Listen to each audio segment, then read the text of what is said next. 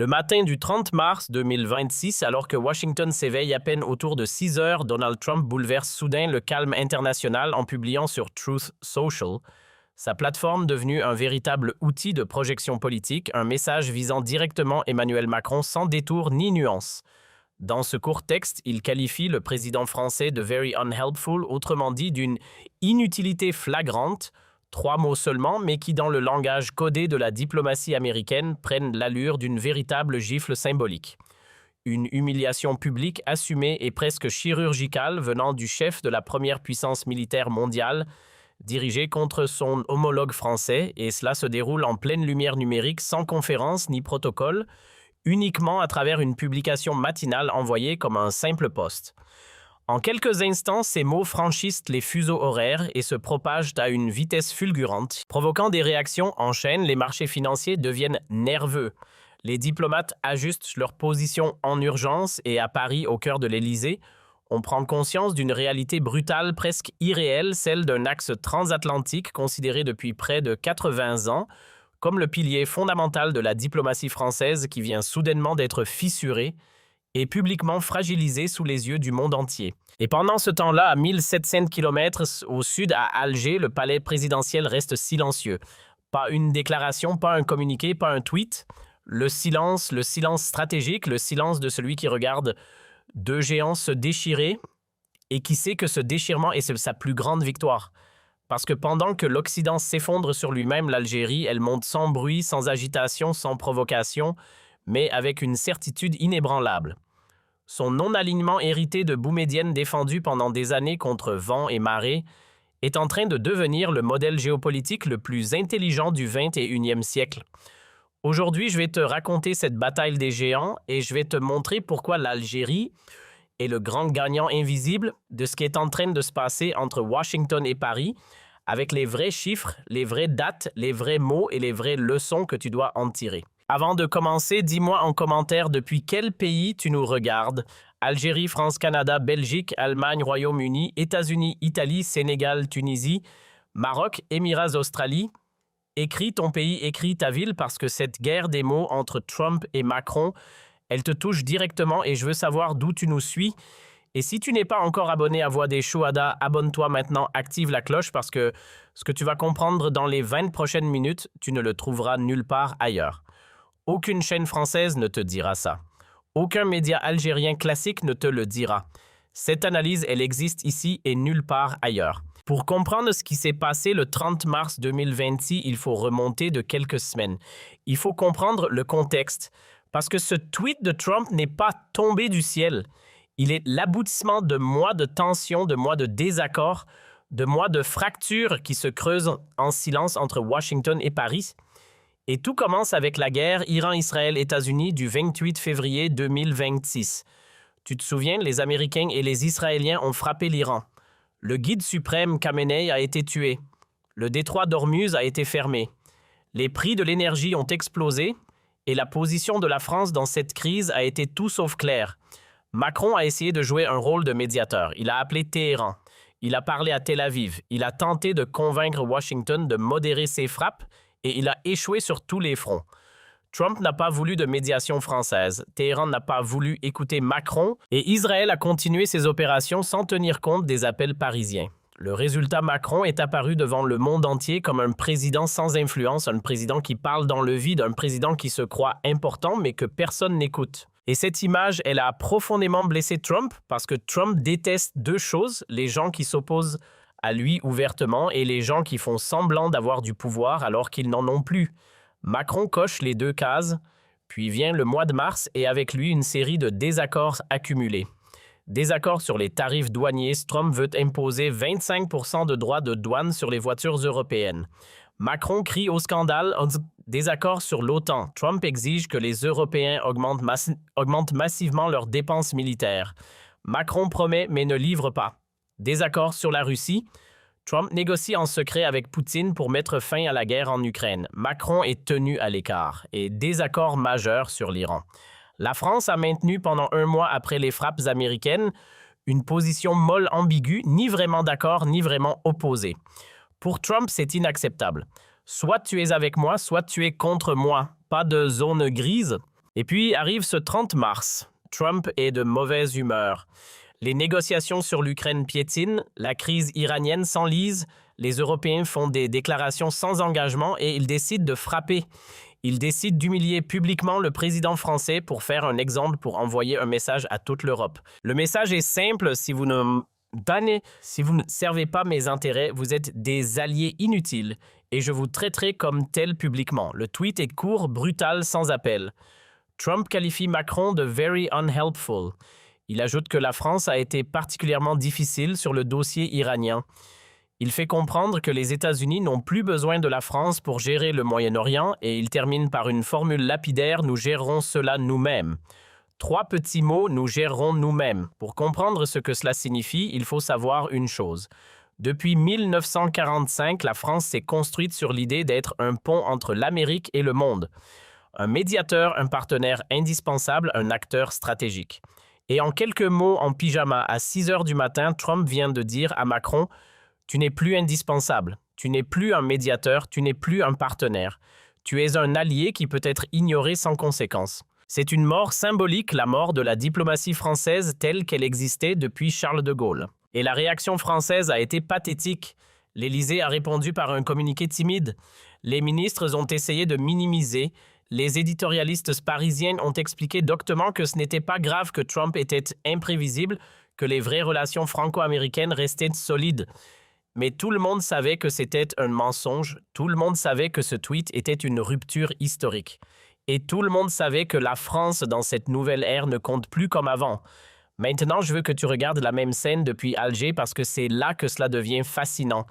Pendant que Trump humilie Macron, qu'est-ce que fait Tebboune? Rien. Absolument rien. Pas de tweet, pas de commentaires, pas de réaction.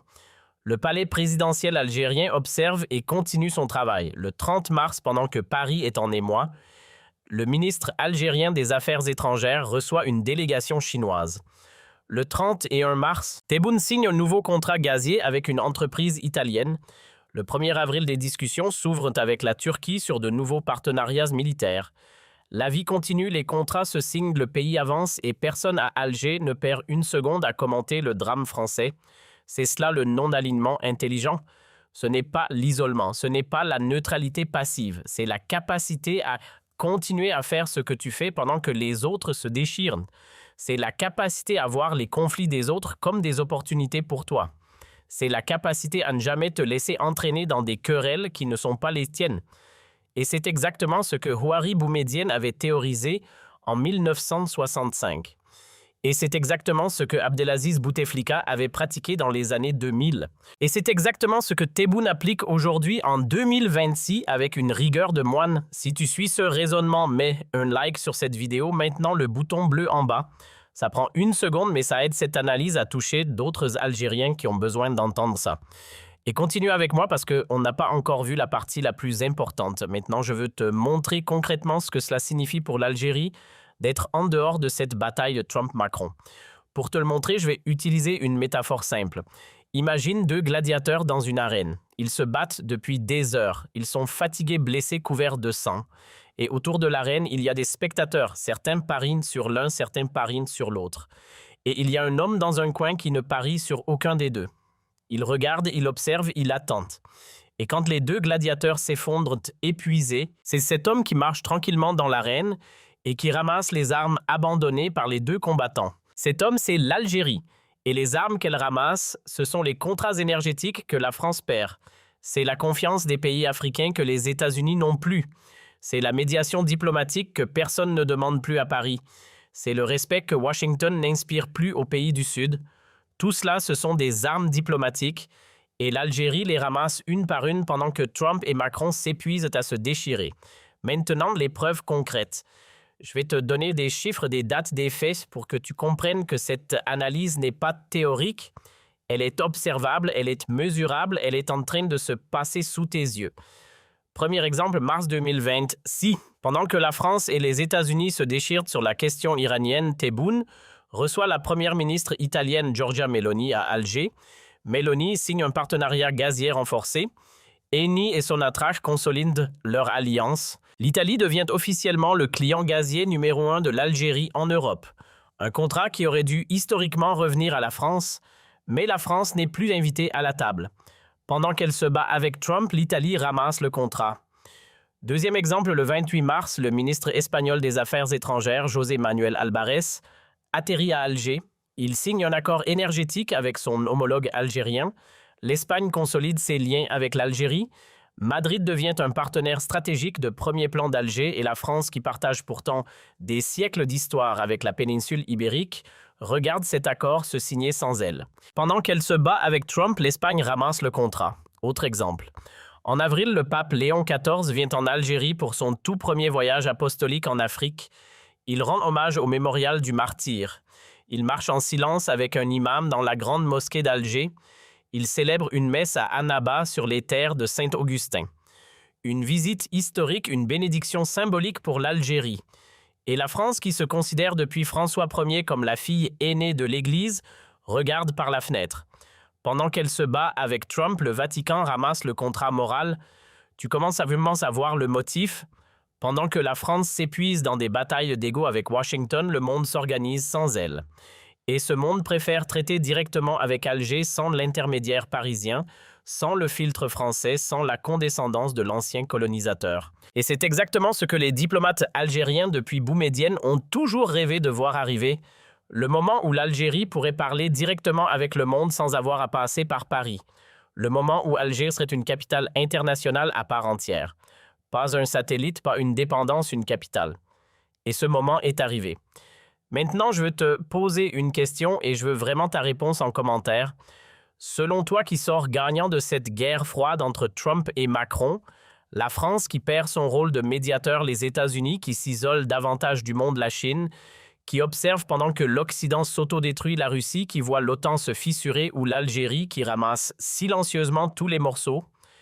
Dis-le-moi en commentaire et explique pourquoi. Parce que la réponse à cette question révèle ta compréhension géopolitique et c'était exactement le but de cette chaîne, te donner les outils pour comprendre, pas juste réagir, comprendre avec finesse, avec recul, avec hauteur. Continuons parce qu'il y a un aspect de cette histoire qui est encore plus important que les contrats de gazier, c'est l'aspect symbolique, l'aspect identitaire, l'aspect mémoriel. Pendant 130 ans, la France a colonisé l'Algérie. Pendant 130 ans, elle a expliqué aux Algériens qu'ils n'étaient rien sans elle. Pendant des années, elle a martelé que Paris était le centre du monde et qu'Alger n'était qu'une périphérie. Et même après l'indépendance en 1962, ce récit a continué plus subtil, plus sophistiqué, mais toujours présent. La France comme ami indispensable, la France comme porte d'entrée vers l'Europe. La France comme modèle culturel, la France, toujours la France. Et soudainement, en 2026, le monde entier découvre une chose, la France n'est plus indispensable.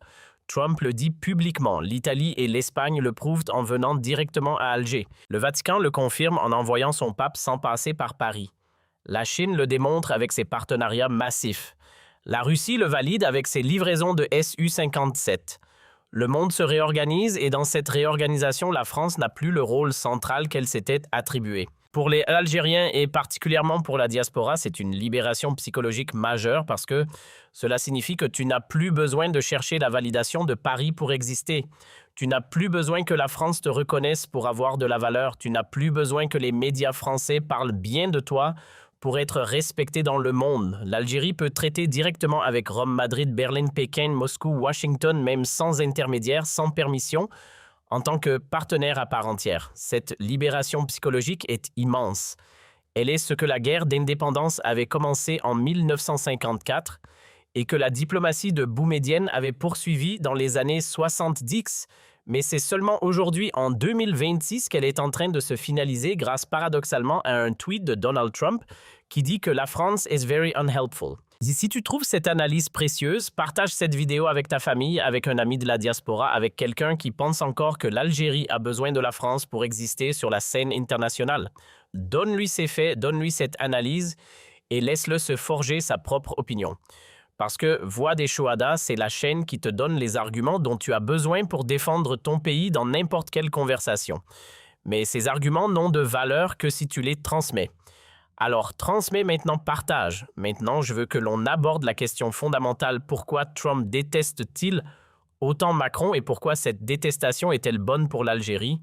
Trump déteste Macron pour 3 raisons précises. Première raison, Macron incarne tout ce que Trump méprise. Macron est jeune. Macron est jeune. Trump est âgé. Macron est intellectuel. Trump est instinctif. Macron parle plusieurs langues. Trump parle uniquement anglais. Macron aime les institutions multilatérales comme l'ONU et l'Union européenne. Trump méprise toutes les institutions multilatérales. Macron prône le dialogue avec l'Iran. Trump prône les frappes sur l'Iran. Tout, absolument tout dans la personnalité de Macron irrite Trump et cette irritation personnelle se transforme en politique étrangère. Deuxième raison, la France a essayé pendant des années de maintenir une autonomie stratégique européenne. Macron parle de souveraineté européenne, d'une Europe puissance. Il rêve d'une Europe qui ne dépendrait plus des États-Unis. Et pour Trump, c'est inacceptable. Trump veut que l'Europe soit dépendante de l'Amérique économiquement, militairement, politiquement. Toute tentative française de construire une autonomie européenne est perçue à Washington comme une trahison et donc punie. Troisième raison, et c'est la plus importante, Trump sait que la France est faible. Économiquement faible avec une dette publique de 113% du produit intérieur brut, politiquement faible avec un président discrédité dans son propre pays, diplomatiquement faible avec son ambassadeur expulsé d'Algérie pendant plus d'1 an, militairement faible avec une armée qui a moins de soldats que celle de l'Algérie. Et Trump est un prédateur, il sent les faiblesses, il les exploite, il les humilie, c'est sa nature et Macron dans cette équation est une proie facile. Pour l'Algérie, ces 3 raisons sont une bénédiction parce qu'elles signifient que la guerre Trump-Macron n'est pas un événement passager. Elle est structurelle, elle va durer, elle va s'aggraver. Et chaque mois de cette guerre, c'est un mois où l'Algérie peut continuer à signer des contrats, à recevoir des chefs d'État, à consolider sa position internationale sans avoir à craindre une reprise du leadership français au Maghreb. Maintenant, la grande question, combien de temps va durer cette situation? Honnêtement, je vais te donner mon analyse. Cette situation va durer au minimum jusqu'à la fin du mandat de Trump, soit jusqu'en janvier 2029 et même après. Parce que les fractures qui se creusent entre Washington et Paris sont plus profondes que la simple personnalité de Trump. Elles touchent à la nature même de l'Alliance occidentale. Elles révèlent que cette alliance qui semblait éternelle depuis 1945 repose sur des fondations beaucoup plus fragiles qu'on ne le croyait. Et même quand Trump quittera la Maison-Blanche, son successeur républicain ou démocrate ne pourra pas réparer immédiatement ces fractures parce que les Européens auront commencé à diversifier leurs alliances, parce que les Américains auront pris l'habitude d'ignorer Paris, parce que les pays du Sud comme l'Algérie auront construit pendant ces années des relations directes qui ne passeront plus par Paris. L'ordre mondial est en train de changer et l'Algérie est en train de se positionner intelligemment dans ce nouvel ordre. Pas par chance, mais par stratégie longue, par patience, par discipline, par silence, quand les autres parlent trop et par action quand les autres se contentent de discours. Avant de te laisser, je veux qu'on récapitule ensemble les leçons de cette analyse, parce que je veux que tu repartes avec des arguments solides, des arguments que tu pourras utiliser dans n'importe quelle conversation avec ta famille, avec tes amis, avec tes collègues, avec n'importe qui essaiera de te dire que l'Algérie est isolée ou en déclin. Première leçon, le 30 mars 2026, dit que Trump a publiquement humilié Macron en le qualifiant de « very unhelpful » sur le dossier iranien. C'est une rupture historique dans les relations franco-américaines et cette rupture est durable, pas passagère. Deuxième leçon, pendant que Trump et Macron se déchirent de l'Algérie, reste silencieuse et observe.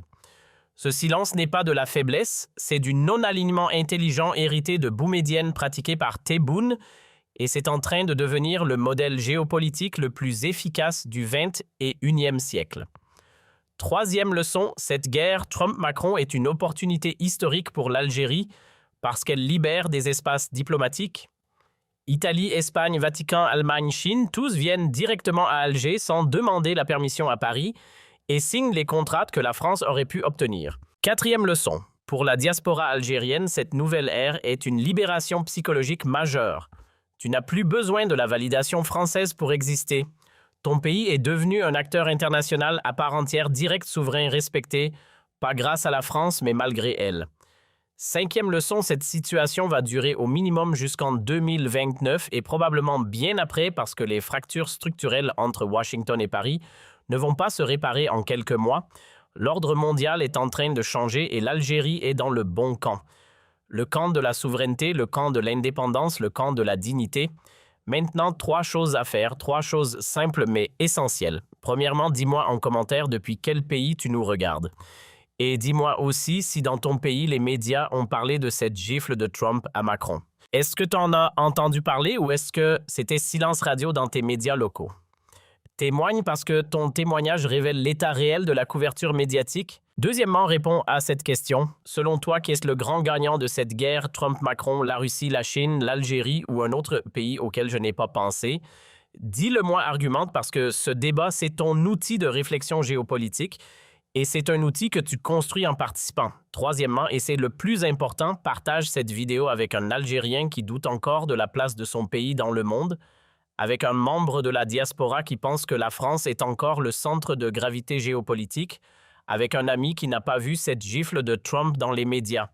Donne-lui les faits, donne-lui l'analyse et laisse-le réfléchir parce que Voix des Chouhadas, c'est la chaîne qui te donne ce que les autres ne te donneront jamais.